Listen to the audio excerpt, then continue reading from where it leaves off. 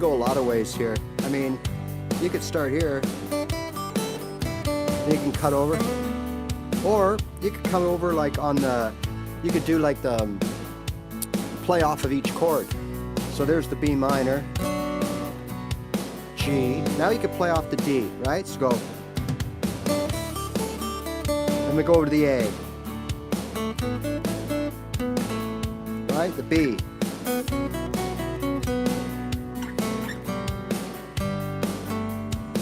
And the G.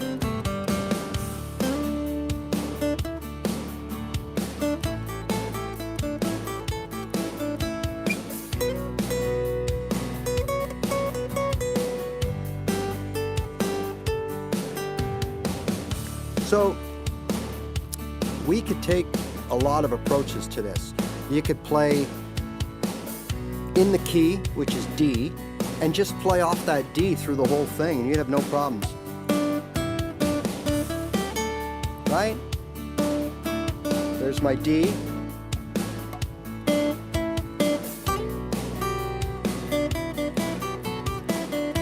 There's a D here.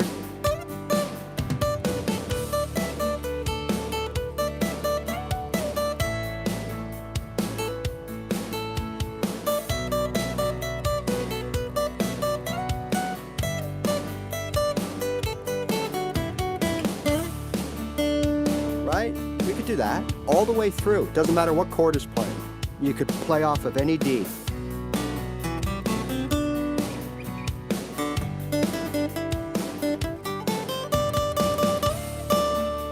Right? Depending on the octave, depending on a lot of things, right? But you could play off of any D. Or you could do what we did earlier, and you could play when the D's playing, you could play off the D.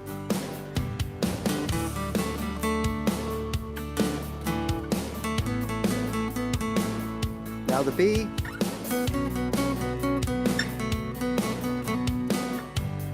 G, right? You could do any combination of those things.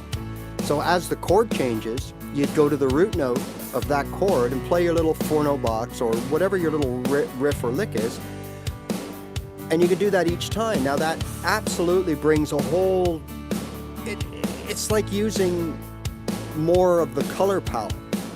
It brings in more ability to be a little more colorful, right? But the best way to start is to just look at the key and play off of the key note. Hi, Fine Cut, how are you? Play off the key note. So in this case it's D, so we take any D,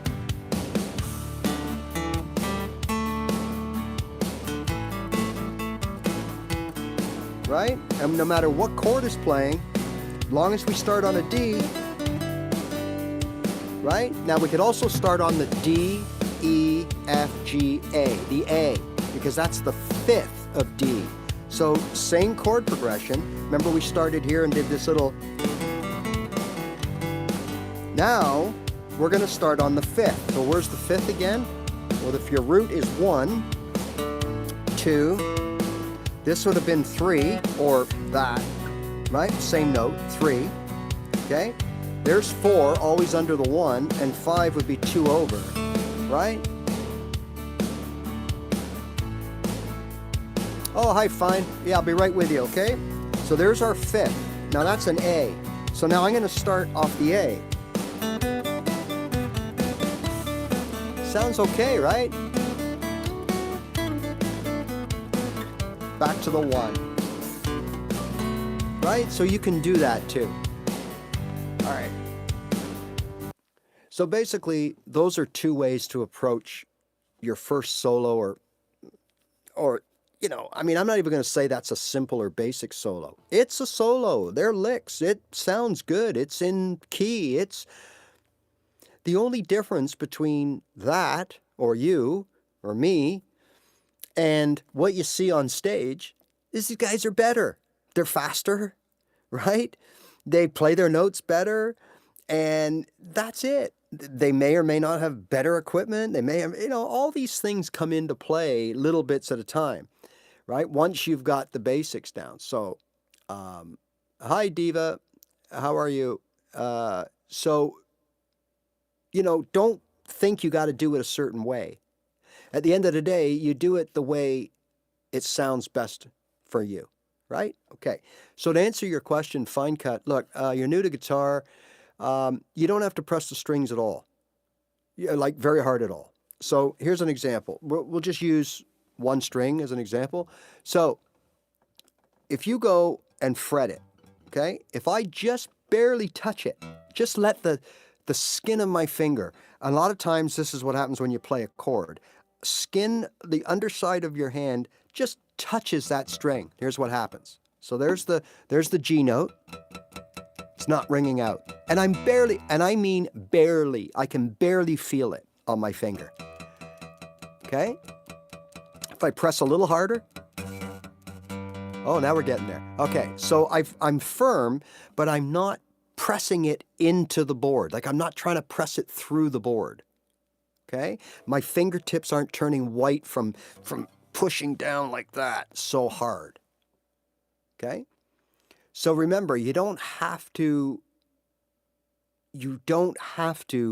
press very hard. Okay? In fact, you shouldn't press hard at all, just enough to get the note. Now, the other thing you should start thinking about is where your finger is in that fret.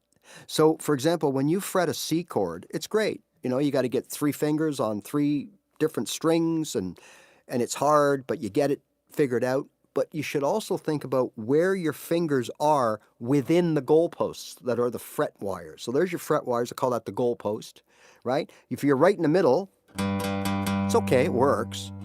But you really should be at the one end post. So watch when I make my C. 9 times out of 10, all 3 of my fingers are right at the wire closer to the up side of the fretboard, okay? Not towards the back. You notice all 3 fingers are closer to the wire than they are this wire or the middle. And there's a reason for that, because that's where you really do get the best tonic of that note. In this case, 3 notes put together. So if 2 of those notes aren't in the right position, you might get a buzz, you might get a weird sound. You'll get the chord, it just may not sound as good.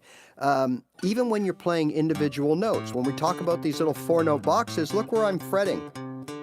Look where I'm fretting the notes. It almost looks in certain angles that I'm right over the wire. In fact, I'm not, but here I am. I'm right up on that wire. Now, if I was to go a little more, see, hear the buzz? That's not good. But look at the difference between a buzz and a note. Buzz, note. I'm actually on the wire right now, but it's sounding good. If I just move a hair, it buzzes. But we want to get as close to that wire as we can. Is it the end of the world if you don't? No. Okay? Yeah, great idea, Dylan. Hey, Terry. Hi, Nicholas. Dylan, great idea. And if that's what your goal is, okay, here's a few things you need to do. First of all, I'm assuming you either have or you're going to get a guitar. So that's the first thing. You can't play guitar without a guitar, okay? The first thing you should do is subscribe to my channel and go through the videos. Go to my channel and go through the videos and get yourself accustomed to easy, basic chord shapes, okay? I recommend you learn 3 chords from the same key. Now, the key is up to you, but if you did G, for example, you'd be learning G, C, and D. And with those 3 chords, you can play all kinds of songs, okay? But you won't be able to play songs until you can transition between all 3 chords smooth and seamlessly, okay? And you'll need to build some kind of a strumming pattern, repertoire, okay? So remember, when you first learn, you're going to be playing downstrokes.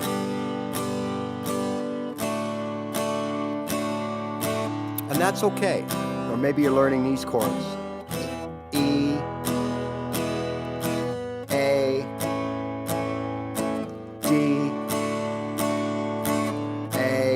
right? You're going to play downstrokes because your idea right now is you've got to build your chord library. You've got to be able to fret and seamlessly transition between two or more chords to start making music. Okay? So the first thing we do is we just put the strum on autopilot, all downs, while we work on that. Once we can transition 2 to 3 chords, okay? So whether it's E, A, D, or D, A, G, or G, C, D, F, C, G, whichever 3 in the same key, which those were all 3 sets, like sets of 3 in different keys. Once we can do that, then the next thing you know, you can start concentrating on your right hand. And that's what's going to make music. Now, the time frame between learning to change between, say, 3 chords, okay, seamlessly and where they sound pretty good most of the time, like 8 out of 10 kind of deal, that will take you anywhere from really 2-3 weeks to 2-3 months, depending on you. Everybody is different. There's no right, wrong, good, or bad. It's just the way it is, right? If you ask me tomorrow to pick up a tennis racket and go out and play tennis, well, I'm probably going to be pretty crappy because I don't know how to hold the racket. I don't know how to hit the ball. I don't know how to stand. I don't know a lot of things. So I'd have to at least learn that before I can start trying to hit the ball straight, okay? On guitar, there's certain things we just have to do before we can do anything, and that is we need to be able to play a couple of chords or 3, and we need to be able to strum those chords even in the most basic fashion, okay? Yeah, fine cut.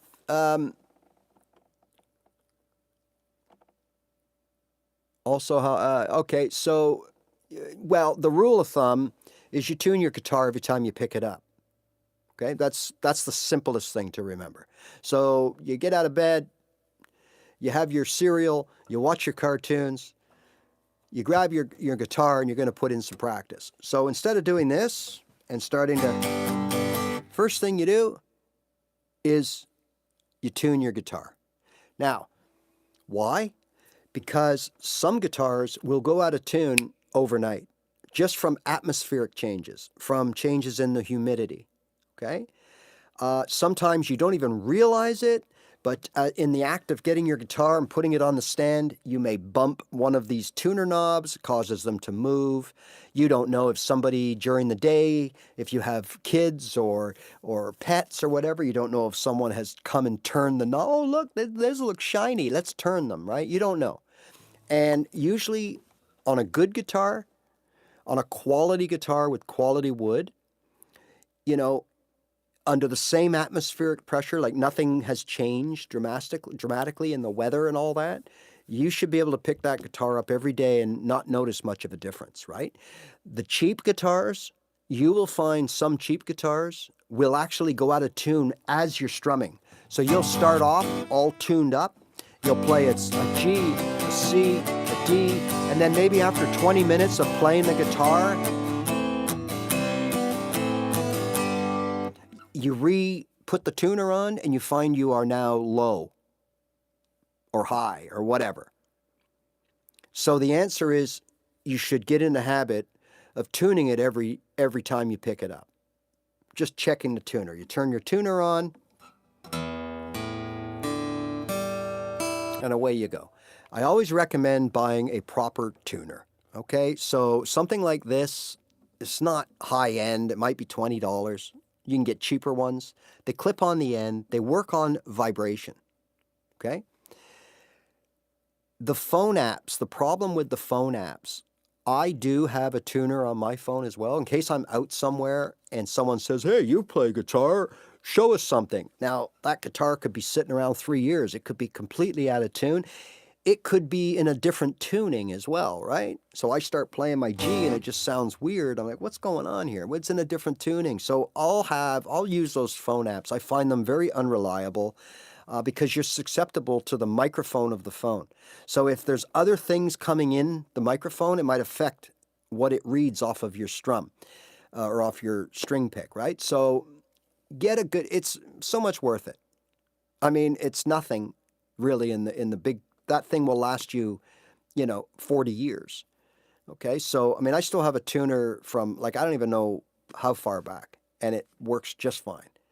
So yes, you can do the app thing 100%. But remember, you're then a slave to, is your phone microphone good? Is your phone good? There's all kinds of things. Did you position it far enough away or close enough and all that kind of stuff, right? But yeah, you should, hi Bella, you should actually tune your guitar every time you pick it up. And then you get to know your guitar. Like, I know this guitar, and I know that unless we've had weather change, like where the humidity has risen or dropped significantly quickly, or, maybe I've had it outside and it's been exposed to some sun for a while at a party or whatever. I mean, it's going to be in tune. I pick it up and I might have to just, like just a sliver to get it back, right? Because I know that. And it's the same consistency. Whereas I've had guitars or played guitars where I put it down, 3 hours later I pick it up, and it's drastically, at least two of the strings are out of tune. All right, so there you go.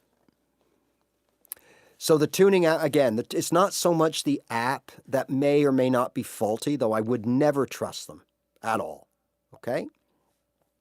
It could also depend on your phone, right?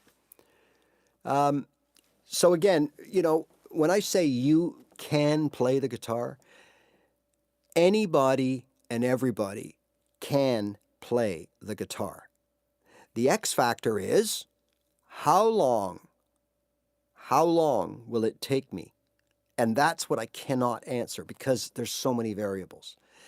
Depending on what your learning comprehension is like, depending on what your hand-eye coordination is like, depending on the motivation level you have and the dedication you put into it, those are all important factors as to how long it's going to take you.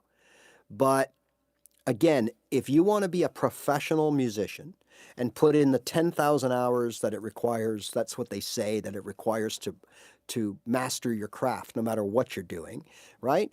So that's years and years ahead of you. If you practice 2 hours a day, you're still looking at about 5 years to reach 10,000 hours. So it's very significant. If you only practice 20 minutes a day, which is what a lot of people say you should and what is considered to be normal, then it's going to take you about 11 years to hit that 10,000 mark. So obviously you're not going to be a professional. And if you are, it's going to take you a long time, okay?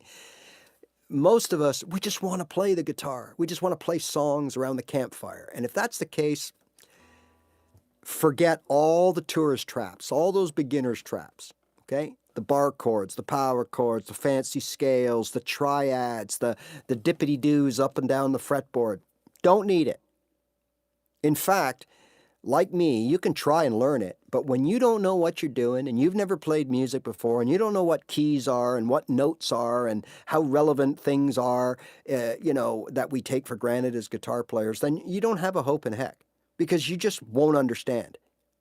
And if you don't understand something, now you're down to memorizing, okay? So now you're down to, okay, what did he say? This was always a fun one to me. 5, 8, 5, 7, 5, 7, 5, 7, 7, 5, 7, 5, 8, 5. And so I'm memorizing that. And I look down, I go, and all I see is I don't see A, and I don't see C, and I don't see D and E. I see 5, 8, 5, 7. That's not good. I'm sorry, that is just not good. You might as well, after a while, I felt like I was in math class or chemistry class. You remember those days when you didn't know what the heck you were doing with algebra or certain types of math? You just saw these squiggly lines and fancy letters and numbers, and you had no idea you were just memorizing. Okay, take the 1 and move it down to the X and then divide it by. You were memorizing a formula or a pattern. And you know what? Yeah, you can do that on guitar. But in my opinion, for me, after a year and a half, I had no idea what I was playing. Okay, I learned my A minor pentatonic. I didn't know the notes. I didn't know what it meant. I didn't know where I was going with it, and I had no idea how I was supposed to use it, given the fact that I can only play 3 chords and they're right here. How is this played here going to help me when I play chords here? That just didn't make sense. You will naturally. So if your goal is to have fun on the guitar and play songs, you learn 3 chords from the same song. You build a couple of strumming patterns in your repertoire. You practice every day with the touch and feel of the strumming hand and the transition of the chords. And will you sound basic? Depends what your version of basic is. If you think this is basic, no problem. I can live with that. But it's still playing a G, a D, and a C. Ba ba ba ba ba ba ba.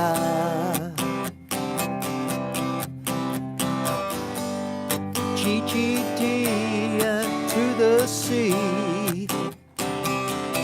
I'm playing guitar. No matter if you think it's good or not, or whatever you think, it don't matter. I'm playing the guitar. And when you can do that with just those 3 chords, then you can go to Google and say, give me songs with G, C, and D in them. Okay? All right? So, got to start somewhere. A year down the road, which is nothing. It might seem now like, oh my God, a year. Oh, geez, what's going to go on in a year? It goes by like that. And you're having fun doing it. And you're starting to get better with your strumming, your chords, your ear, everything. The guitar foundation. Now you're juggling like a juggler with 3 balls, okay? Instead of 2 or 1. It's happening for you, okay? Now you're going to start being confident. And now you can start saying, okay, what's next? Oh, yeah, let's look at bar chords, okay? Well, it's a little uncomfortable, but it's not impossible because your hands and your fingers, you built up some strength. You know your way around the fretboard. But when you try to do this day 3 or 13 or even 30, it's hard. It's difficult, and it can hurt, and it can really put you off, put a sour taste in your mouth, and you put the guitar down like I did. Not once, but twice, right? But that's another story. I don't play covers here because it trips copyright. YouTube is really, really picky on that.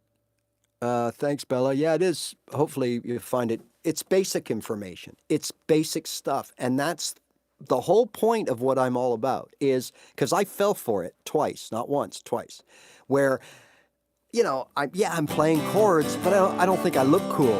We all want to look cool. And then I go to my social media and I see this dude, you know.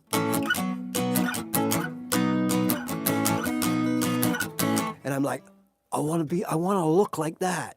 So I try to learn what they're doing and I just realize it's way out of my league. Even though it's still simple, it's way out of my league because of technique that I don't know about, hand strength that I don't have built up yet, okay? Finger dexterity that as you get older you don't have. There's all kinds of things, right? Bella, that's everybody's, you know. But is playing with hands better than using a pick? Nope. They're both the same. They're both good or they're both not good. Yeah, Mass, I have, it's a Taylor guitar, and it's a model number 416. And then it has a CE in it, 416 CE, and that just means that it's a cutaway, the C, and E is for electric, meaning that it has a pickup inside that I can plug the end into, right? So remember, you know, you're looking at preference here. Now, my personal preference to play guitar, when I pick it up, just for the heck of it, after a bad day, a long day, I'm stressed out, I'm feeling good, whatever, or I just want to stroke my baby. What I do this is how I play.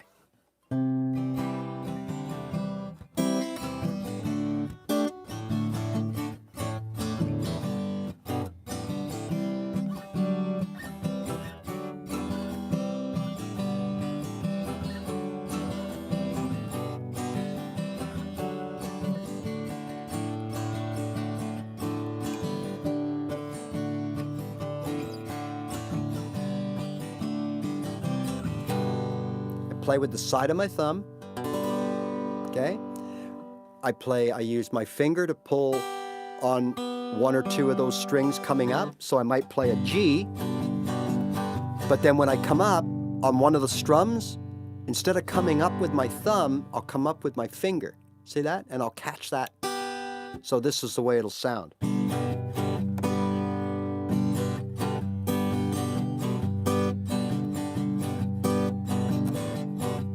Now, if I want it to be a little sharper, I'll hit it with my nail.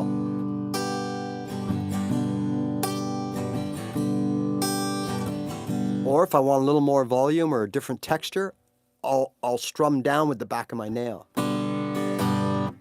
One finger. Now it looks like I'm holding a pick. I'm just putting my finger and my thumb together.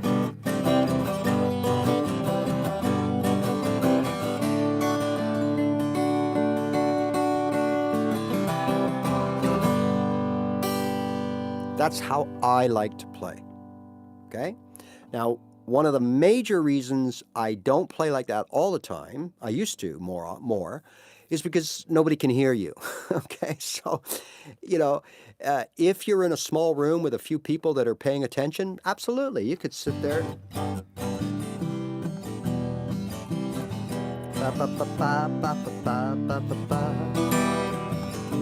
Right? But if you're in a situation where there's people talking, someone's running the microwave oven, you know, some people aren't really paying attention, nobody's going to hear you. So what happens is you tend to start pounding on the strings, and then you risk, I used to get these blisters on the side of my thumb, like rotten blisters, because I was trying to be louder, okay? So the pick equals volume. But if not handled properly, the pick also equals harshness, okay? So in the first year of playing your guitar, and sometimes longer, we find ourselves really harsh on the pick.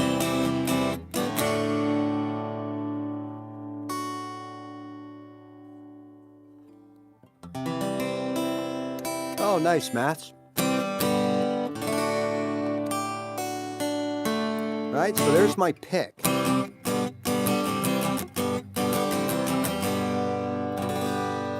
But if I'm not careful, I could sound like this.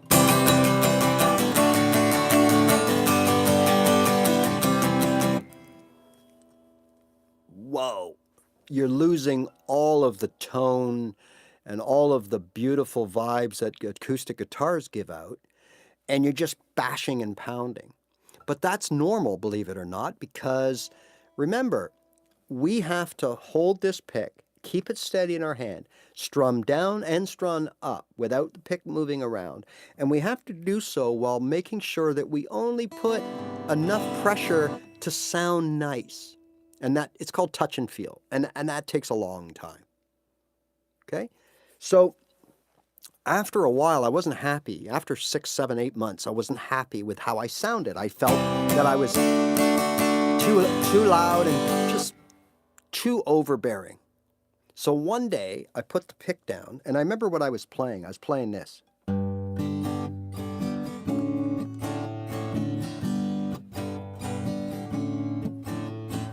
These two chords, G and D major 7, because I liked them. And they were the start of a song from America called Ventura Highway. Ventura Highway in the sunshine, where the nights are bumping, ba-ba-ba-ba-ba-ba-ba. And right away, I went, wow, that sounded pretty cool, right? So I put the pick down, and I started playing like that. And then I heard this thing, it's called Travis picking, okay? And I thought, whoa, let's try that. But you know what? I got to be honest with you. I did, like everybody, I did the research, checked it out. And it involves, like, you assign fingers to strings. So you have, like, your thumb does these two strings, and then your first finger does these two strings, and then and it, honestly, it became another thing I had to memorize and think about while I was playing. So it went nowhere. So I started just using my thumb, the side of my thumb, up and down, nothing else. Now, it may look like I'm using something else here, but I'm not. I'm just using the side of my thumb. There's my G, D,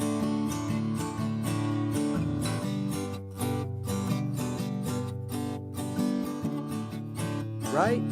And I thought, wow, does that ever sound nice and mellow? And when you think you sound good, like when your ears hear something and you then your brain goes, hey, what was that?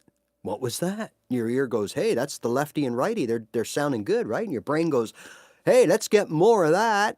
And it gives you motivation, and it gives you confidence, and it gives you the incentive to pick up your guitar and play it longer and play it more often. And the more long you play and the more often you play, well, the better you're going to get, right? That's how we're wired as humans. So for me, by putting the pick down, it was an accidental way of unlocking a whole new way of playing. Okay? So to answer your question, what's better? You got the answer to it. You're going to decide what's better. I think you should be proficient both ways. Okay? But if you prefer one style over another, I often play this way as well, right? I arpeggiate. G. It was early morning yesterday. Was up before the dawn. I really have enjoyed my stay. I must be moving on. Okay, so I'm using my thumb and my forefinger.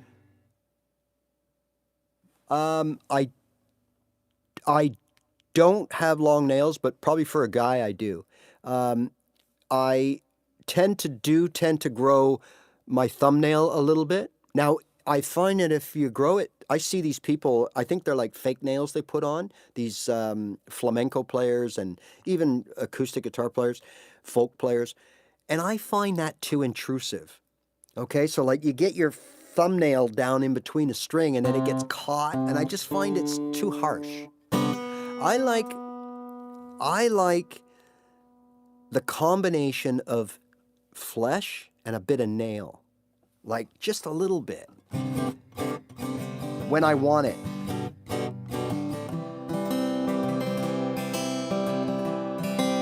Now I'm using my nail of my finger, but the flesh of my thumb. So when I strum down, I'm using the side of my thumb, but when I pick up, I'm using the underside of that nail.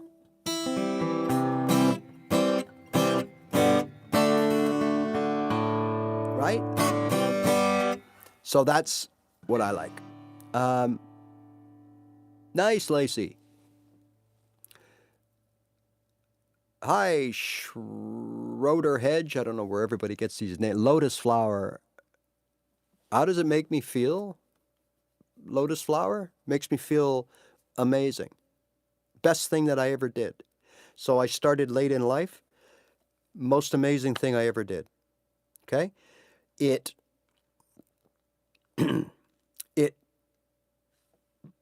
put something in my life that wasn't there before.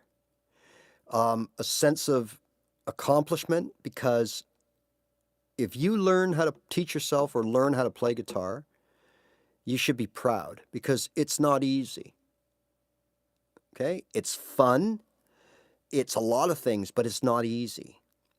But once you get over that initial hump where you've got your, what I call the guitar foundation, left hand fretting without looking, you can fret all the chords you need, whether it's 2, 3, or all your open chords. Doesn't matter. It's how you fret and how you strum and how these two hands work together. So think of a juggler, right? If I line 100 people up and give them 3 balls, or let's say 2 balls, most of us will be able to do this without dropping. Okay? Some of us will drop the ball. no problem. But the majority of us should be able to 2 balls. Now if I said, okay, here is the 3rd ball. No prior experience, never done this before. Put 3 balls up in the air and juggle them. I'm willing to bet that over 90 people, 90% will drop all the balls right away. Well, here, you never played guitar? There you go. Play me a C chord and a D chord on that guitar, and you've never done it before. Well, you have a better chance of juggling the 3 balls, quite frankly, than you do of playing that C and the D. I don't really care what anyone says. It's easy to forget when you were a beginner and how hard it was. But it was damn hard. Okay? And there were so many times where I just said, you know what? This is not happening. And eventually I quit after 1 year. And I quit for 6 months. I got re-inspired and I tried again. And I did the exact same thing as I did the first time, which is try to learn all these insanely hard things. Even the songs that I wanted to learn had these fancy beginnings, you know, like...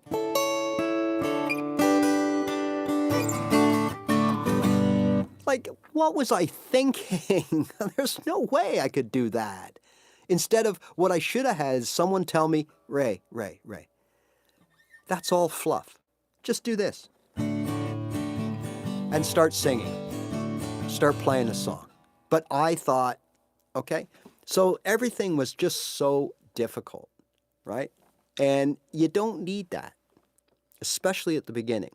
You want to start feeling good about what you're playing, even if it's just D to C, okay? C, D, C, D. You think, well, what can you do with C and D? Well, look, you could do something like this.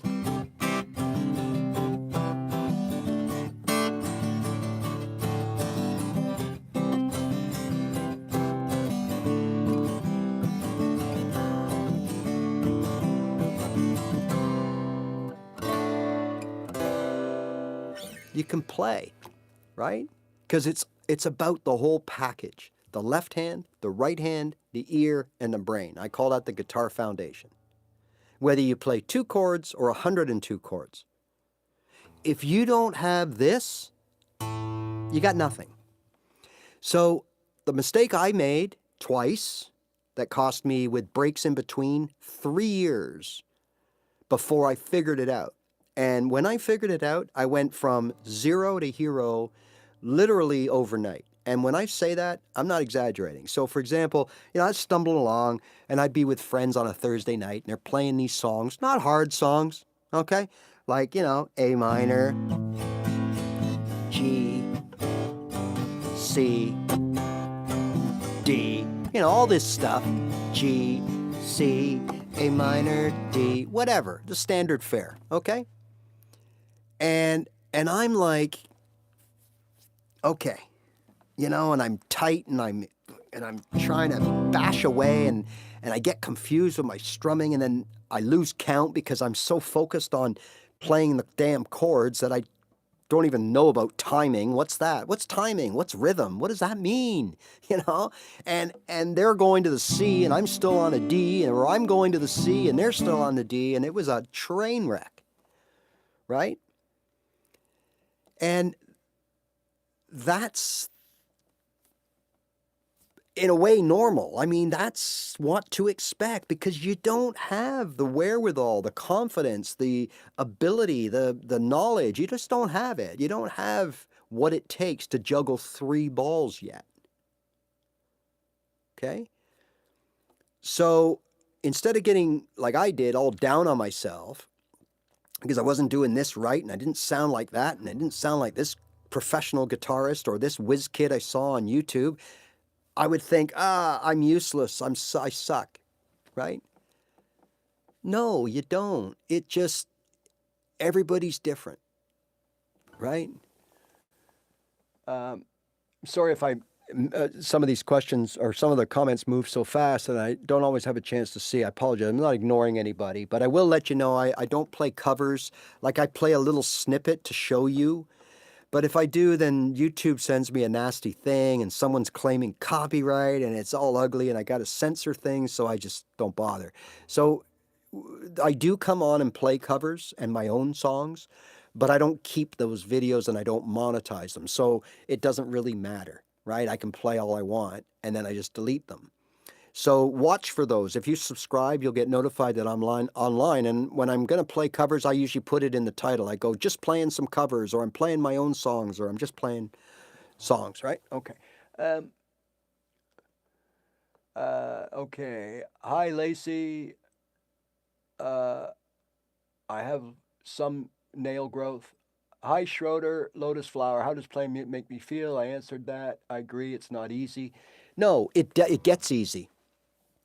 It gets so easy that you're going to laugh when you think back at where you are now, considering, or if you, I'm assuming you're a beginner. So it will get easy. So don't worry about that. Okay.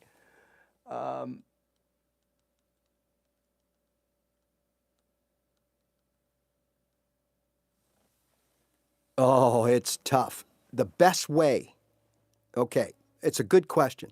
It's tough to get over the feeling of sucking. There's no ifs, ands, or buts.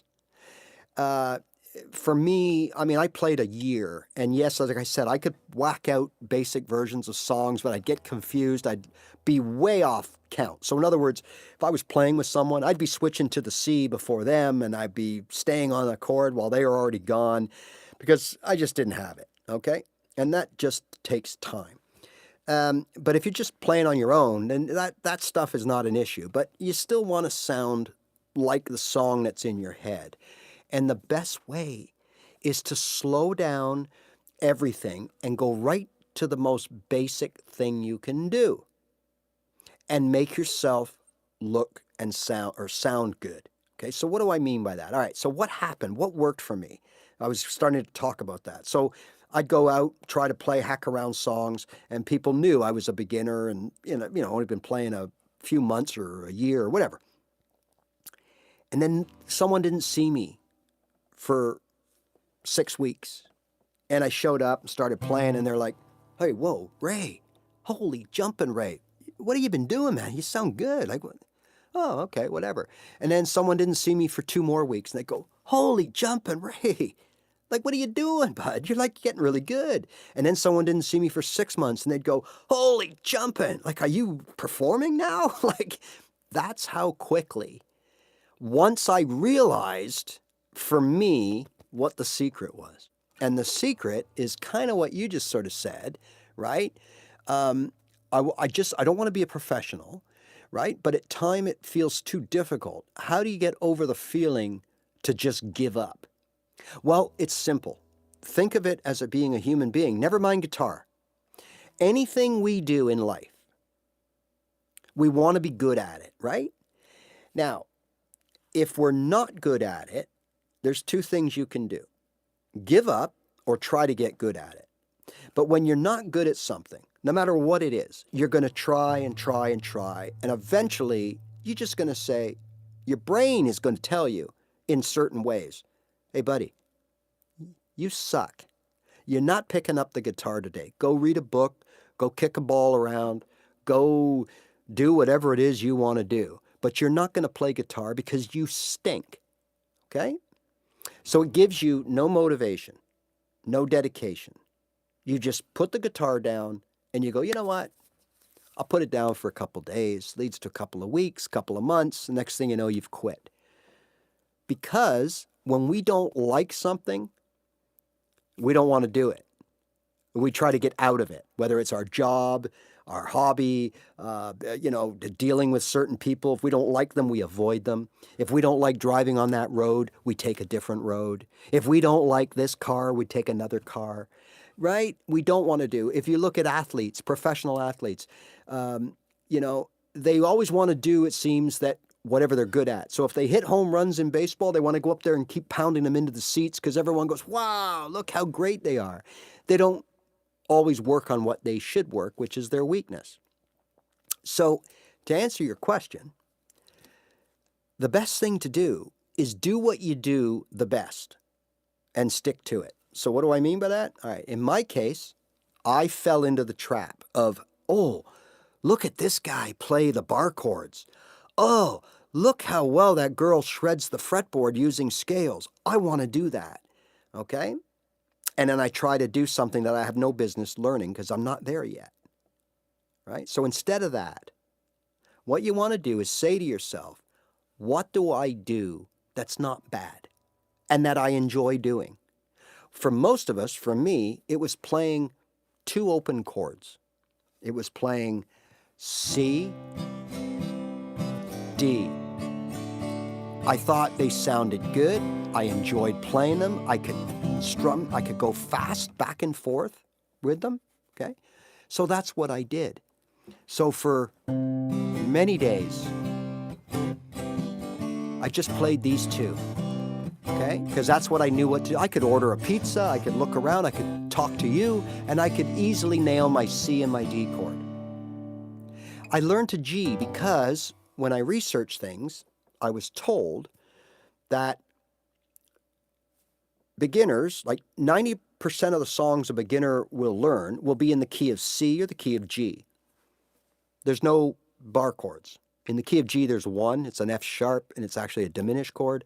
And we don't play diminished chords in most music, only like jazz, classical, and certain obscure types of music. So you don't have to worry about the diminished chord. So if I learned a G, I said to myself, then I'd have G, C, and D. And Google says that I can now play 12,000 songs that are written in G, C, and D in any combination thereabout. And I'm like, wow. So I start looking at the lists of songs I can play, and I'm like, holy jumping, there's some classics here. Hey, I love that song. Let's play that. So that's where I started. So what I did was I took the three chords, G, C, and D, and I played them every day, nothing else. No bar chords, no power chords, no scales, no triads, no D minors or A minors or nothing. I just played G and D and C. And once I could strum all three in any combination, then I ignored this hand and I switched to my right hand. And I started learning about strumming patterns and what is rhythm and tempo, right? And that's where the metronome comes in. So you get a metronome, or you have a backing track, or you have it on your phone and you put it loud and it goes, okay? So click, click, click, click, click, click, click, click, click, click, click, click, click, click. And I just played, and I just basic strumming. Down, up, down, down, up, down, down, down, down, down, up, down. And then I started down, down, up, down, up, down, down, up, down, up, down, down, up, down, up, over and over. I drove myself crazy. Every day, every night, doing the same thing. Guess what? Someone saw me three weeks later playing a GCD, and they're like, Ray! Oh my God, are you ever amazing? No, that's all I can do, okay? But boy, did I sound good. Now, what happens is, the second part of your inquiry, your question is, how do you don't have to worry about not playing a guitar now, because your brain is going, my God, you sound amazing. Keep going, pick up that guitar, I'm gonna give you more motivation. And when you sound good, right? Wow. And then all of a sudden, you know, and she's got a smile that it seems to me reminds me of childhood memories, and everything was as fresh as a bright blue sky. Right? And you're like, I just played that song. Like, oh my God. And then you're locked, okay? And then slowly but surely, you bring in a fourth chord. Right? So I C, D, G, I brought in E minor. Now I got, and the tanks, and the bomb, da da da da, ba ba ba, ba ba ba, ba ba ba, oh where, ba ba ba ba ba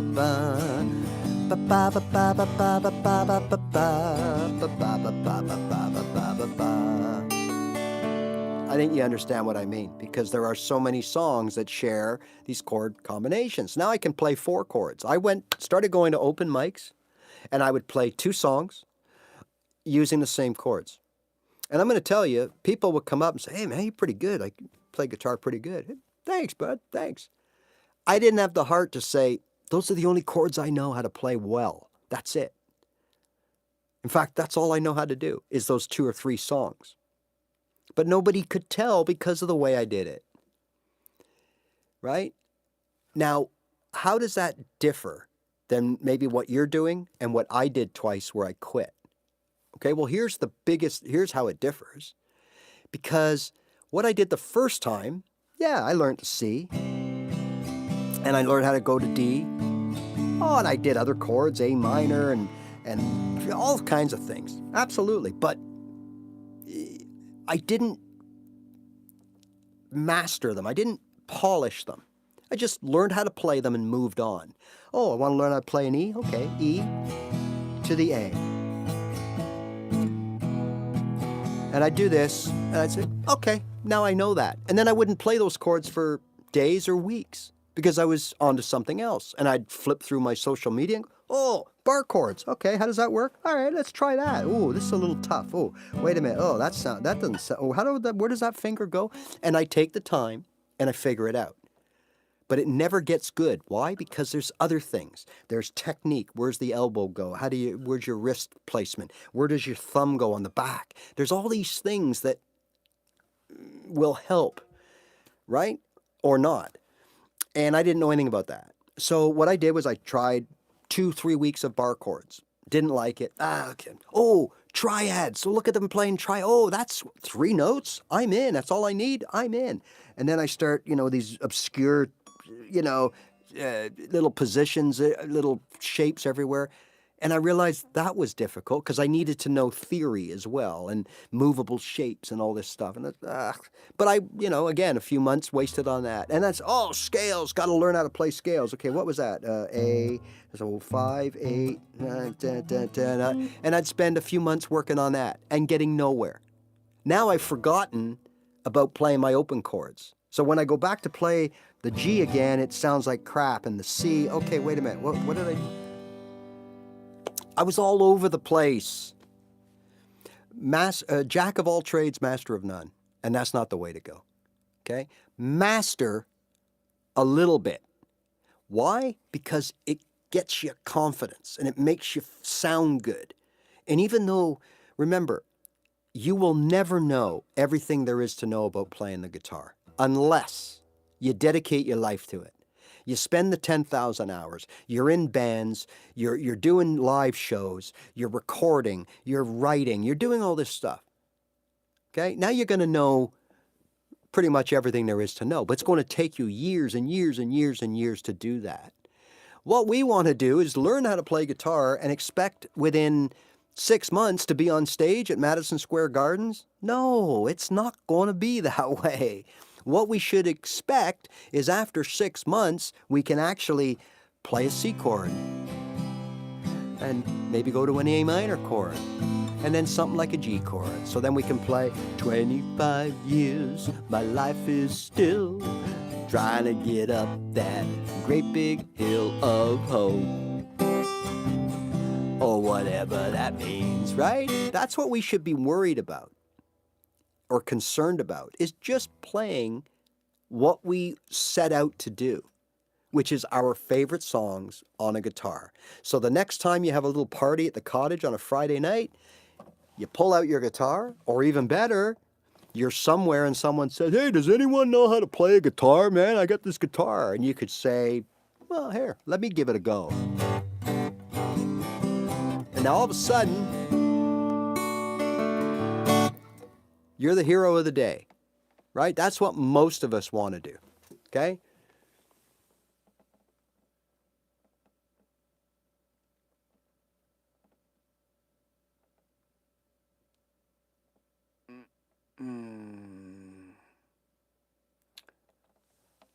I want to be able to play, just for my own sense,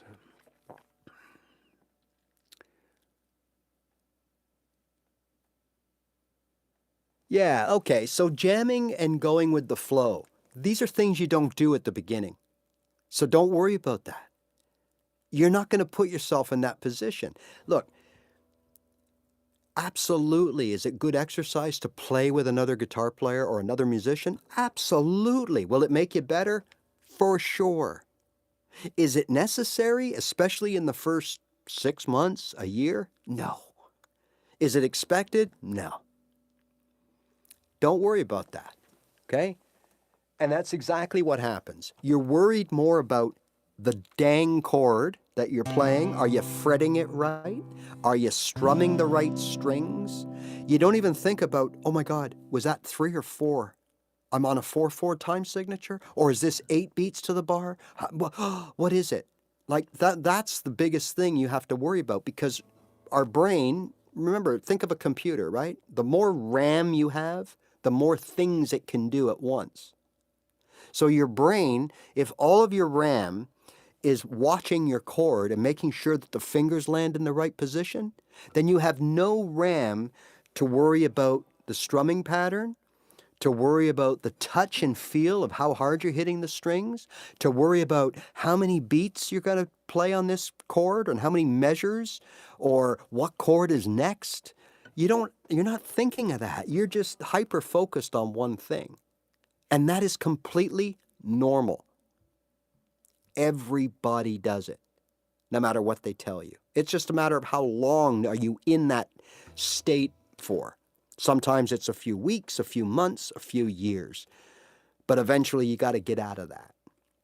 You got to start being able to put things on autopilot and start thinking ahead to other things, just like everything we do. When I started to drive a car, I was 16 years old. And my mother used to take me out, and I would drive and I would stare right over the steering wheel, right at the center. We had this car back in the day in the 70s, and it had an ornament right in the center of the hood, little ornament, okay? And I used that like a scope. And I put that on the middle of the lane, and I just was hyper focused. Now, as a result, I didn't see other cars. I didn't see any signs. Barely saw lights, red light, green light. I was so focused on that ornament to keep the car straight.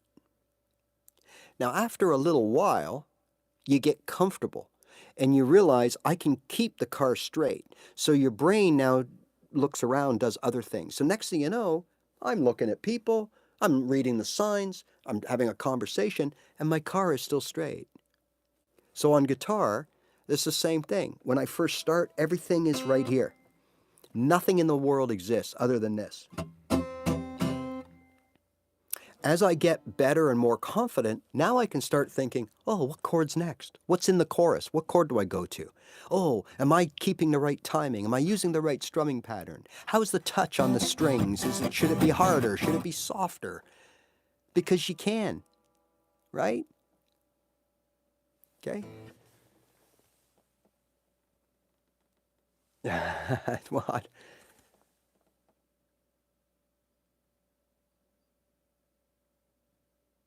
So yeah, so Lotus, that's normal, and you're going to be like that. And it's until you are comfortable playing like no one's watching that you're going to start not thinking about what you're doing and thinking about something else in the process. Like I said earlier, the way you're strumming, the hardness of your strum, how much contact you're making. All these things. Am I fretting my chord properly? Am I landing in the right spot? But at first, no. You're just hanging on for dear life, man. That's it. That's all you're doing. But that will go away with the more you do it, like anything we do in life.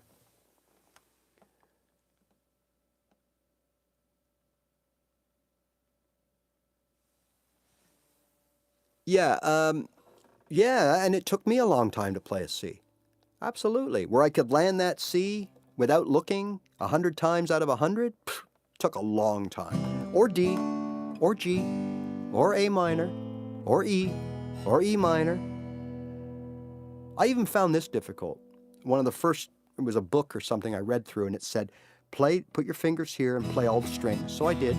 It says, congratulations, you're playing your first chord. It's an E chord. I thought, oh, that's great. Now what do I do?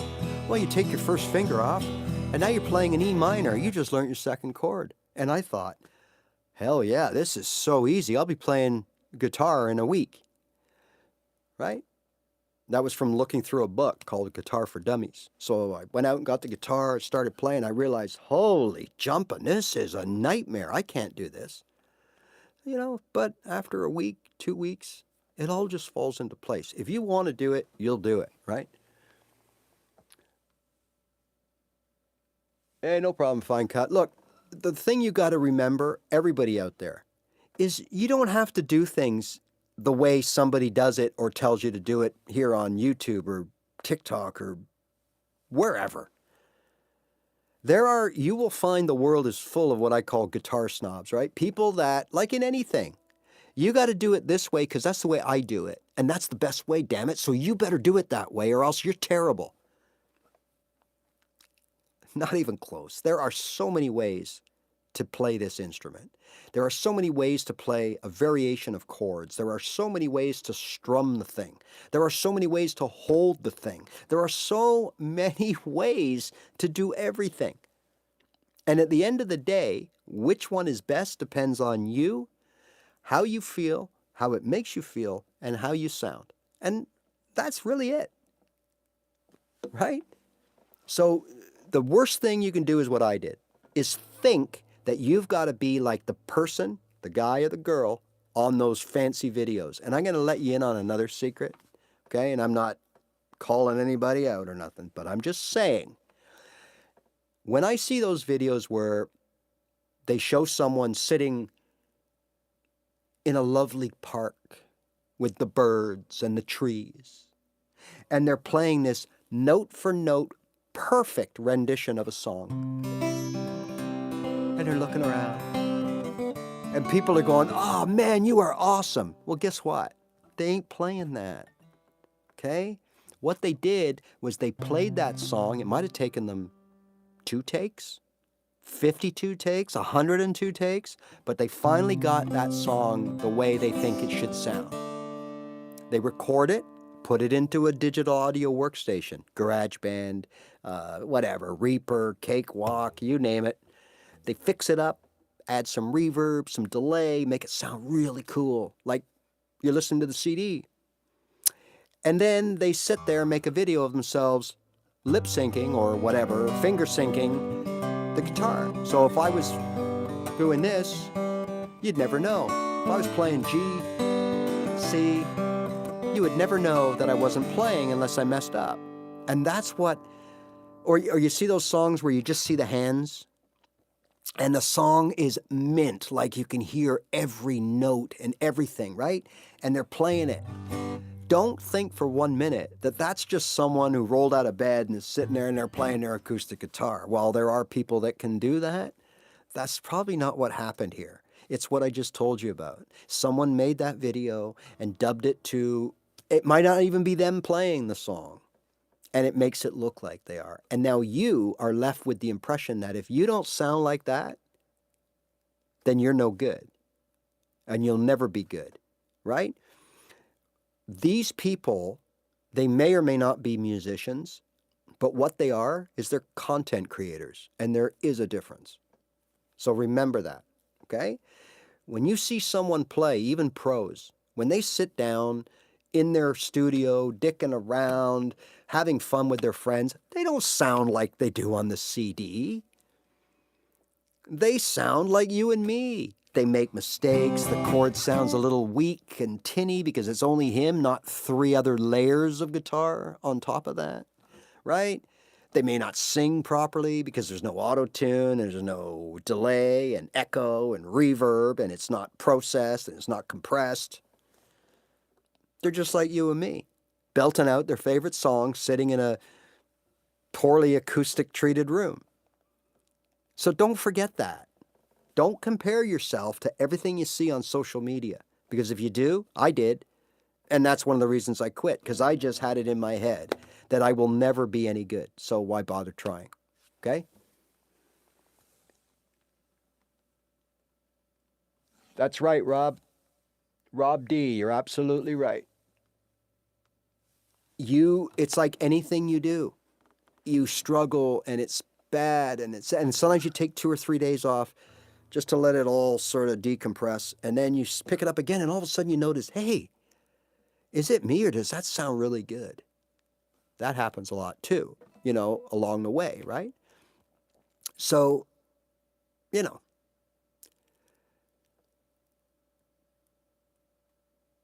hi Michael, how are you? Yeah, Bella, or anything. I mean, dancing, learning how to dance, learning how to play a sport like golf or tennis or racquetball, learning how to play pool. At the first week, you're lost. You have no idea what you're doing. And it feels weird and stupid and terrible, and you don't want to go on. And then all of a sudden, you start making some shots, or the ball goes straight a few times, and you go, oh, hey, I'm getting better. And you keep it up. But I find, playing guitar, once you can play, whether it's 2 chords, 3 chords, or the whole damn songbook, once you can play it without thinking about it, okay? Dance like no one's watching. Once you can play your 3 chords without having to think about it, where you put your fingers, where the fingers are, without thinking about it, then you'll start sounding good. Okay? And as your journey progresses, the more things that you learn and bring into your repertoire, when you start being able to do those things one at a time without thinking about it, that's when you can play.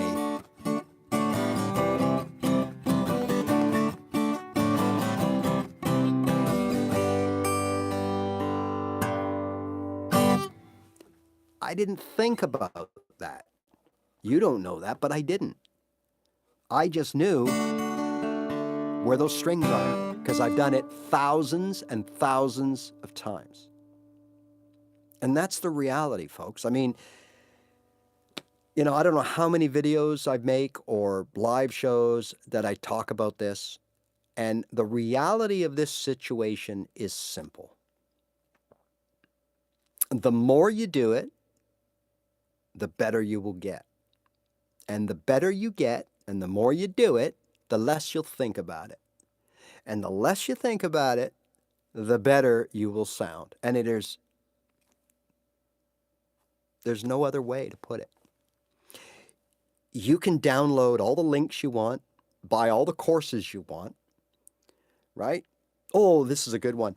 There's one note on the fretboard that if you learn it, it unlocks everything. In 10 minutes, you'll be shredding the fretboard. We've all seen that. Ladies and gentlemen, stop. Stop the insanity. Don't download it. It's bullshit. You can know 100 notes. It don't mean you're going to be any good.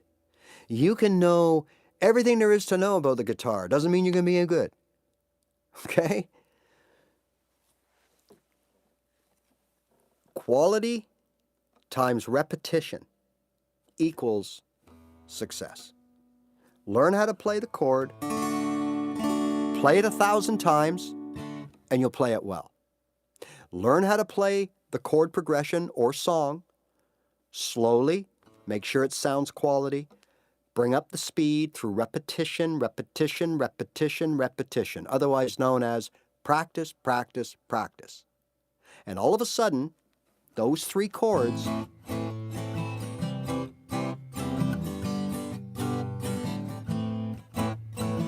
will start to really cool. Until then, it's hit and miss. Just like, well, learning to drive, just like learning how to play golf, right? You're going to have no balls go straight. And then after 2 weeks of practice every day, hitting balls every day, you're going to have 4 out of 10 go straight. And then after another 2 weeks, 6 out of 10, 8 out of 10. Until you can confidently put the ball down, not think about it, do what you got to do, and the ball goes straight. For some of us, that takes hardly any time at all. And for others, it could take 2 years. because we're all different that way. But we can all do it. And that's what you got to remember. It just might take longer than others, right? All right. I'm not really sure what bluegrass is. I always associated that really more with a banjo. I know it's not, but that's what I associate it with. Um, I can, I like to play all kinds of whatever I can play, but I don't necessarily can say, oh, I play bluegrass. If you let me listen to the song and figure out, how are they strumming this? Are they finger picking or whatever? I could probably give it a try, but I can't say that I play bluegrass. So, um, hi, Michael. No Megadeth. Hyper focus. Yeah, Lotus. Look, it's challenging. It's hard, but it's fun, and it's so rewarding that you don't even notice all the real hard stuff. That you go months without making any breakthrough. And no, if I say that to you now, a lot of you might say, "Oh, I didn't want to go through this for 3, 4 months, and I don't have to whatever." Well, but along the way, there's little things that happen that make you feel good. So, you know,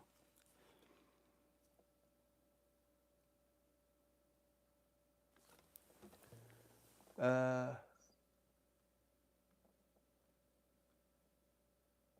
I don't play covers, Lulu, because I get copyrighted. Well, you can have a guitar teacher like me, but it would have to be online.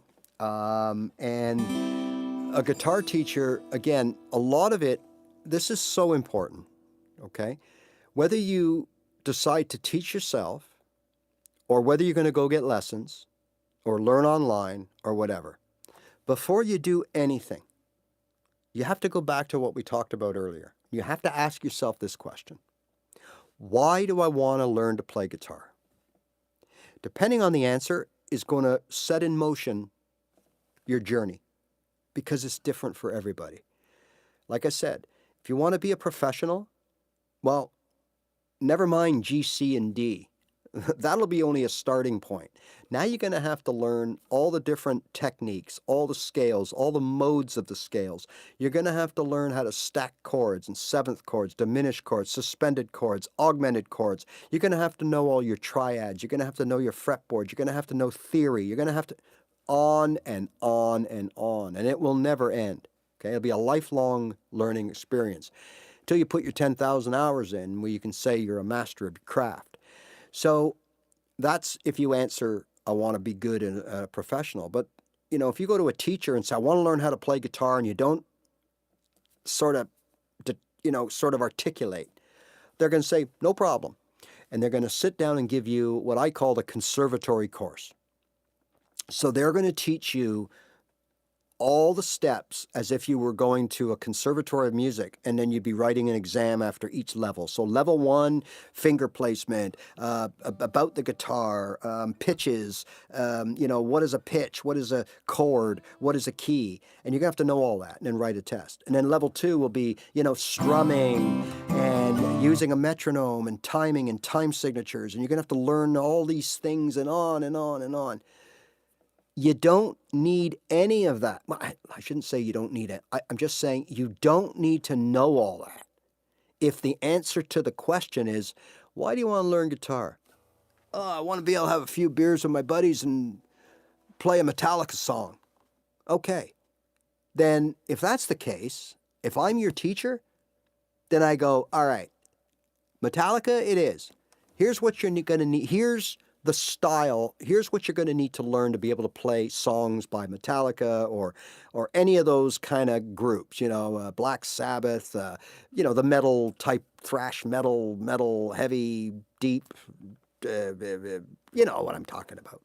That will be, in my opinion, your best to start off learning power chords.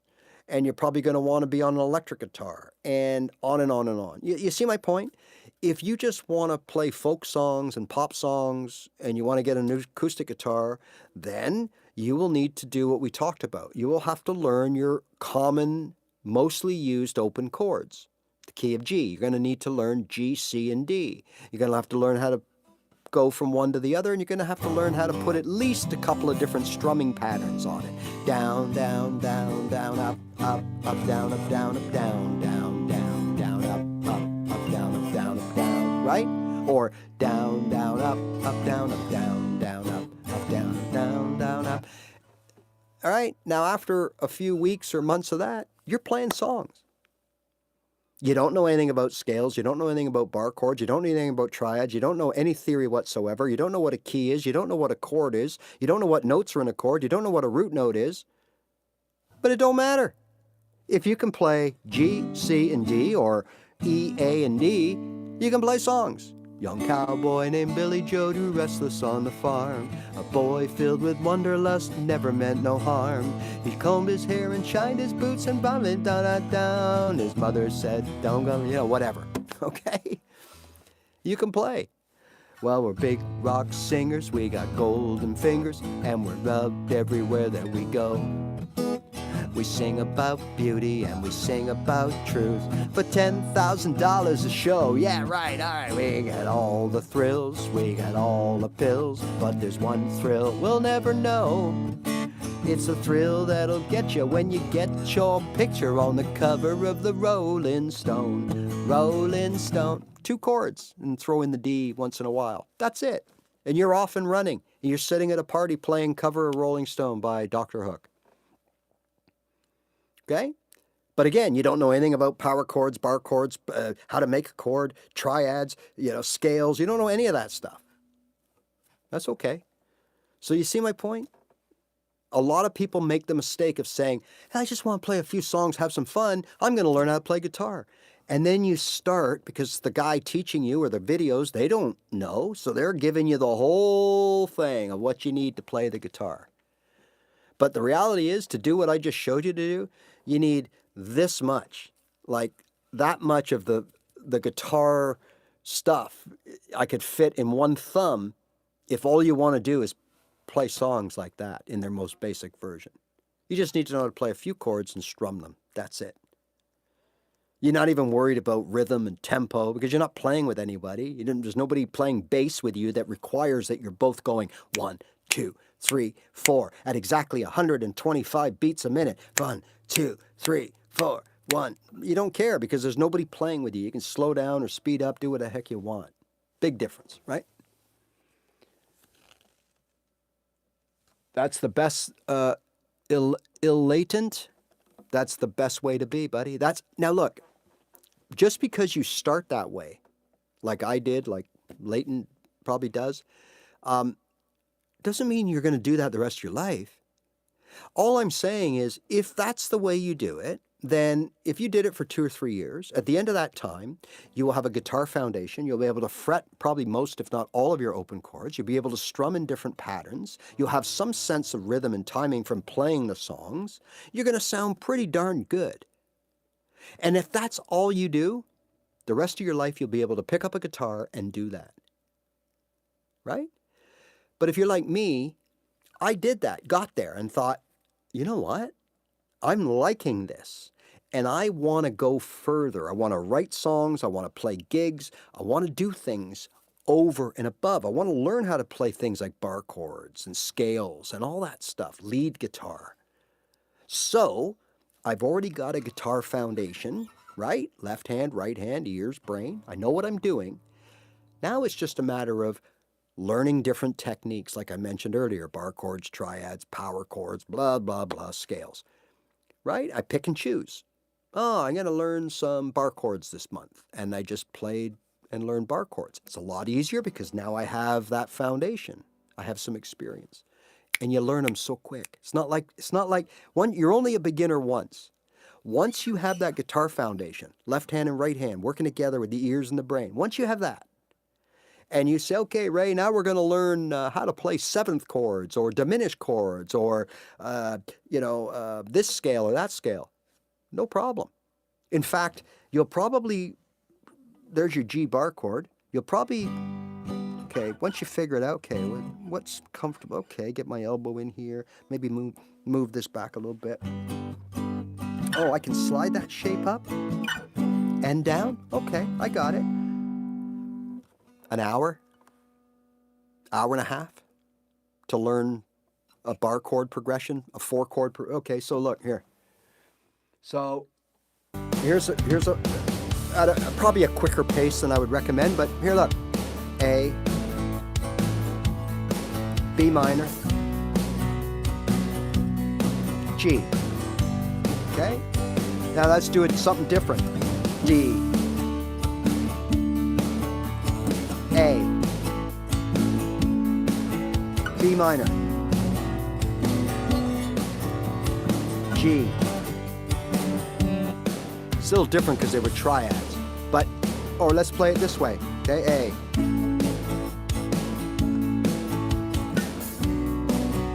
B minor, G. Okay, now when I first tried that, crash and burn, right? Crashed and burned.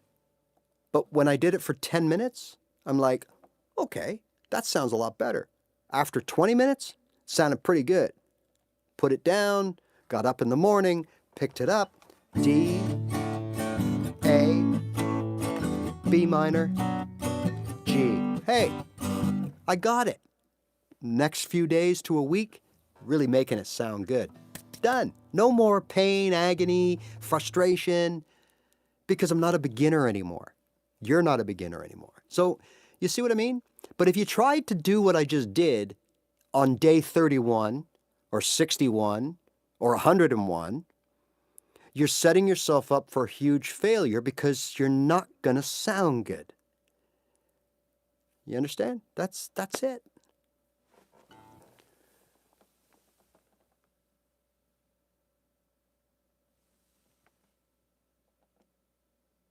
The pattern thingies.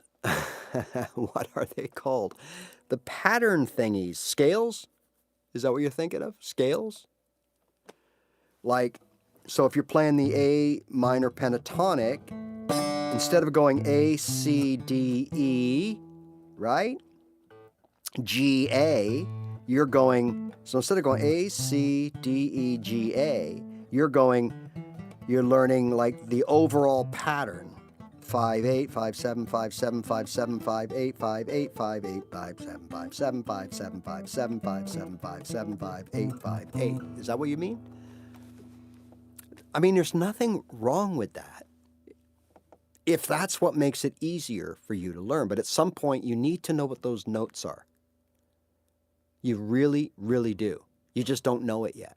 But at some point, you're much better off, because now, if I know that that's an A and a C and a D and an E and a G and an A, and I want to keep playing the pentatonic in a different position, right? I can do this. Oh, there's a C and there's a D. So I can play C, D, A, G. Okay, this different pattern, different part of the neck, but it's a pentatonic scale. Or I can play open A, C, open D. These are the same notes right here as they are right here.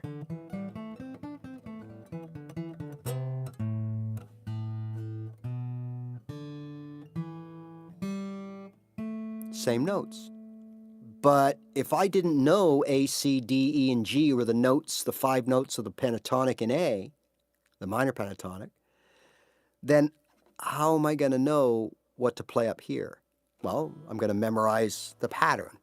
And there's nothing wrong with that. But if you know the notes, you don't have to worry about it, because I can go anywhere on the guitar and play, okay, there's my A. I can't play this because it's a B, so I got to go A, C, D, E. Right? C, D, E. They're all good notes. G, A, D, D. There's my 5 notes. So this is a pentatonic position. It's the second position, the highest part. But I don't have to know that because I know the notes. So I'm playing G, A, C, D, E. Well, check this out. G, A, right? C, D, E. Or G, A, C, D, E. Okay, but that's probably for another day, right? This is about, getting started. So anyways, if you don't know who I am, rest assured, I'm a general everyday nobody, okay? I'm just a guy like you that have taught myself to play guitar. I tried twice, each time for a year. I quit both times after about a year, a few months in between each time. So now I wasted about 3 years doing probably what a lot of you are doing, you know, watching videos and trying to do things that I really probably shouldn't be doing, but you don't know any better. And then I finally caught on. So my channel is about everything I did, okay? Keeping it simple, talking in terms of how we're talking, not musician talk. I don't sit there and shred the board because you can't understand or learn if I'm just there to show off, which I find most of these people are. They're just there to show you how good they are. There's, especially the younger ones, I see this young kid, oh, hey, if you want to play your C a different way, just try this. And you're like, what? Like, have you ever thought of maybe slowing down and explaining what you're doing? But that's not their intention. Their intention is to further intimidate you and make it feel that they are so much superior and that you're in awe. Okay? And there's plenty of ways to do that, but teaching someone that's not that's not the strategy. And I find this social media is full of stuff like that.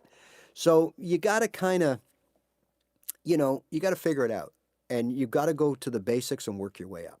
And that's what my approach is, okay? And I'm living proof, okay? So I play gigs. I write songs. I've got well over 25 original songs.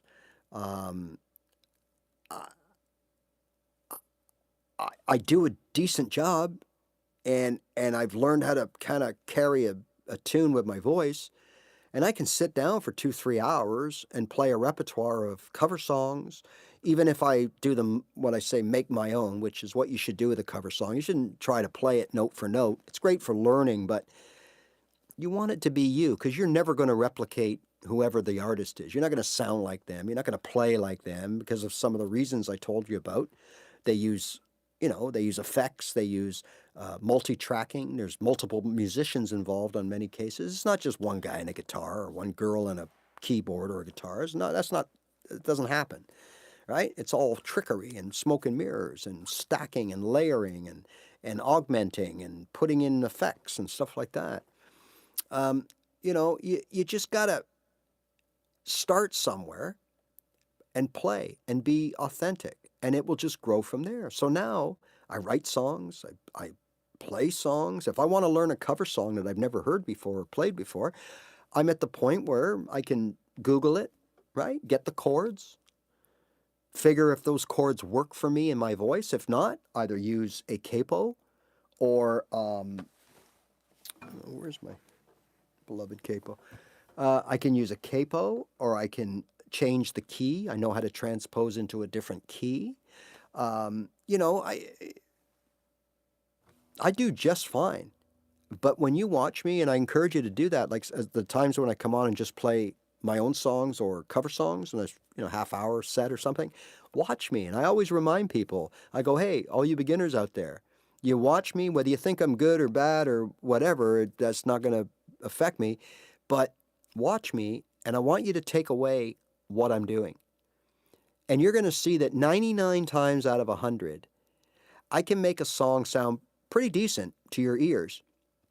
And all I'm doing is playing basic open chords the way that I learned them and you learned them day one. That's it. There's nothing fancy. You'll never see me up here playing fancy triads. I mean, okay, the odd time I have a couple songs where I'll start on this G right here, which is a triad. Go to the D, right? It's like an intro.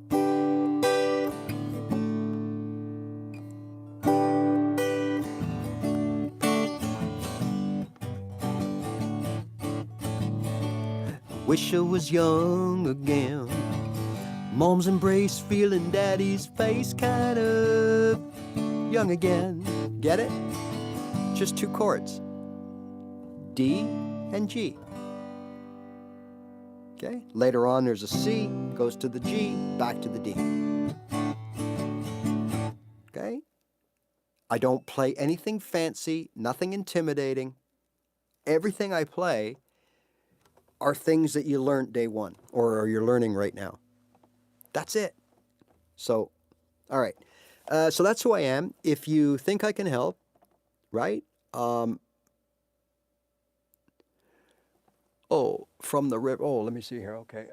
Sorry.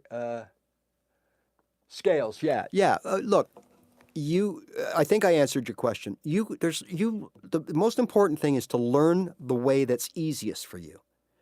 So, for example, when I learned the major scale, here's how I learned it. So let's take A, because it's right in the middle here. So the A major scale is A, B, there's the C, or C sharp, sorry, C sharp. Then you got that note right here, and then you miss a fret and you go up. So the first 5 are 1, 2, 3, 4, 5. And then it changes to 1, skip a fret and play 2 in a row. And then you got 2 strings of that, right? And then you have these 2 here and these 2 here. Okay, there's your major scale looking down. It looks a certain way, an outline. But what I did was I thought, okay, I have this here. There's my A. I got this 4-note box right here. And then I got this note on the side if I want it. I might slide up to that. I might slide into that. But it's there if I want it. I don't have to play it. So there's my 4-note box.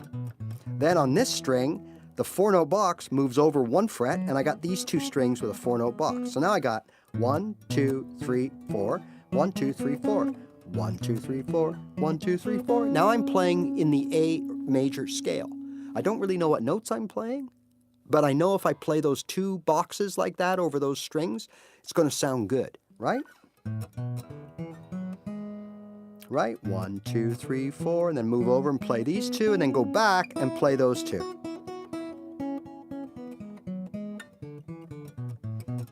It's a scale. I'm missing a couple of notes because I elected not to play them. That's how I first learned the major scale. Other people, they just learn it by the overall.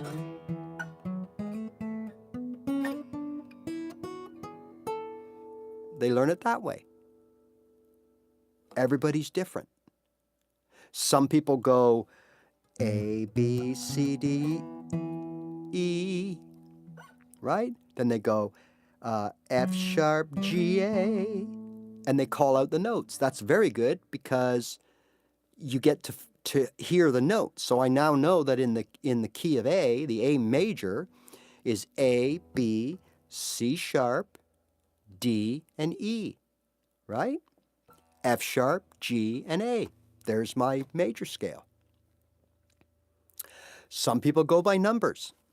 A is 1, 1, 2, 3, 4, 5, 6, 7, and there's the octave, because there's only 7 notes in a scale.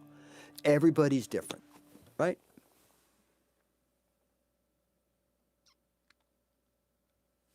Nothing wrong with your English there. Thanks from the river to the sea, or from the river to the sea.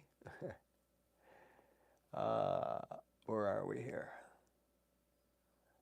Hello, Mr. Community. No Bollywood today. Bella, I tell this to everybody that knows me. Says, what does Ray deal in? Ray deals in reality, okay? And sometimes it's a real pain because it's not what people want to hear, but it's the reality, okay? And the reality is, yes, this can be difficult, but the reality is, it's difficult because people don't take the proper approach to learning the guitar, like I've explained in the last hour. They just want to play simple, easy songs with their buddies at a party. But yet they go off and start learning bar chords, power chords, scales, triads. You don't need any of that. It's too overwhelming. You see my point? Dominican Republic. I can't play covers because I'll have this video copyrighted. Sorry. Dennis, no, I think that's Dennis D. Young, Randy. Dennis D. Young, I think, from Styx. You're welcome, Bella. If you hit subscribe, you'll know when I come on live. If you have any questions, You can comment on videos or email me, or if you want to send a clip of you playing, send it to my email address. It's in the channel description. If you hit where it says see more, you'll have there's a bunch of stuff there. You can, whatever's convenient to you, you can send me a Dropbox link, or you can, whatever. Hi, Randy. How are you?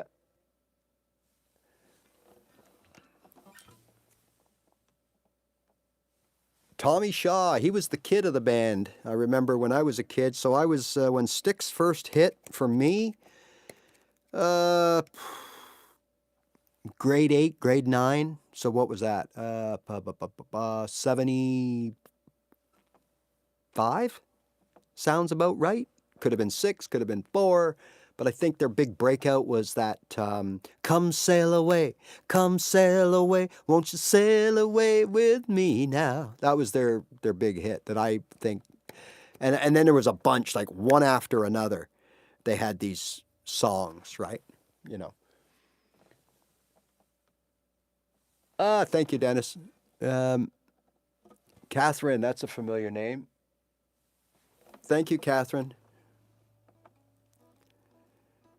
I tried to be basic, yet descriptive, yet not overwhelming, if that makes any sense whatsoever.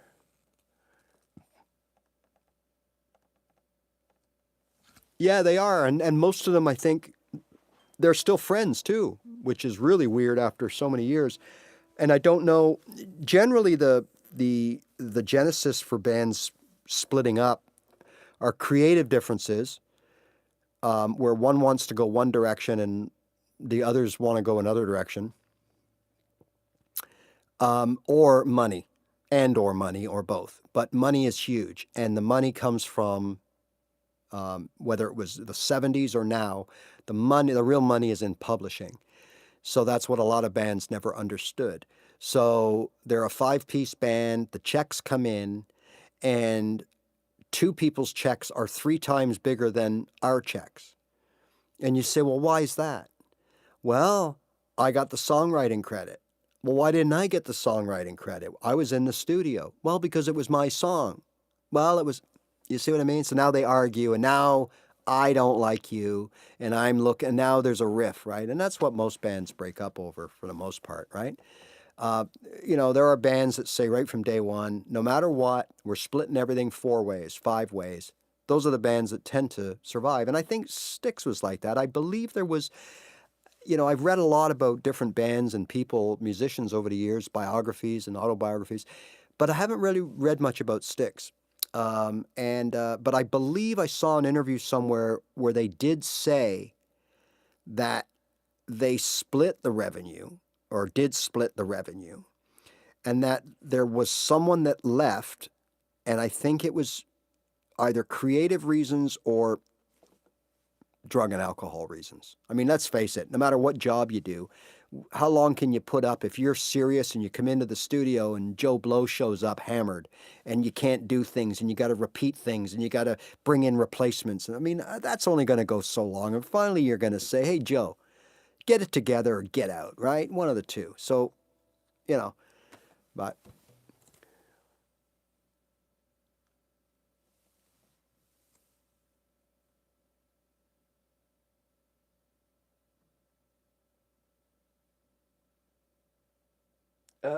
Catherine, okay, they're still together. I was reading my map backward. It was spam.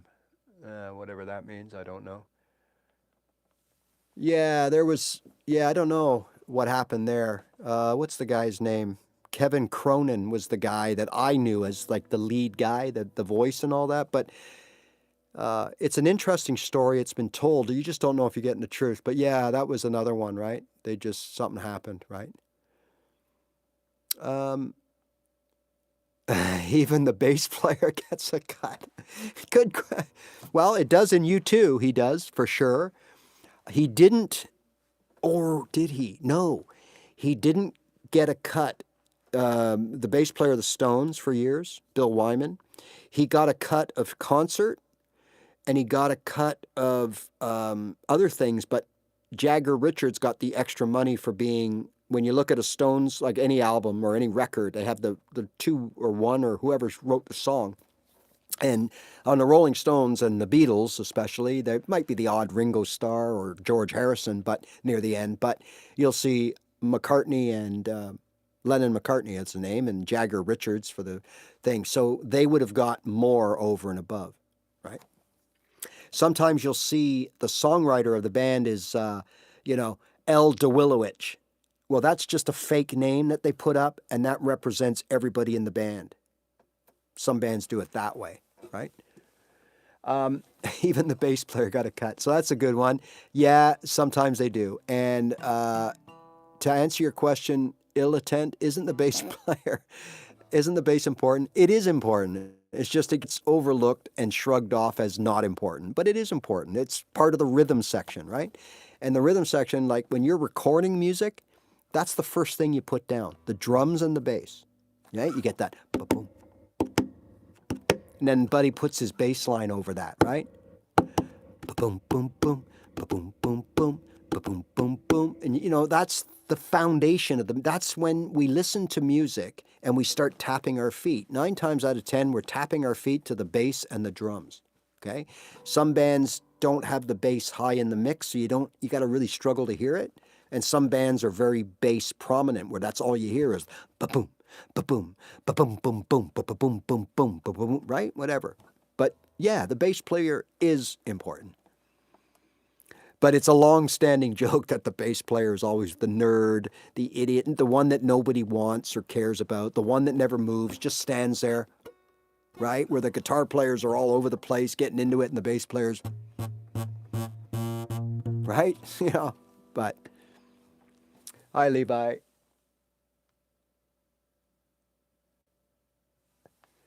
All right. So again, I am just, I'm not some fancy dude or anything. I'm just a guy. But I taught myself to play. I teach others to play. I have a different style, a different approach. Check out my videos. I'm also over on TikTok as well. And, if you have any questions, let me know.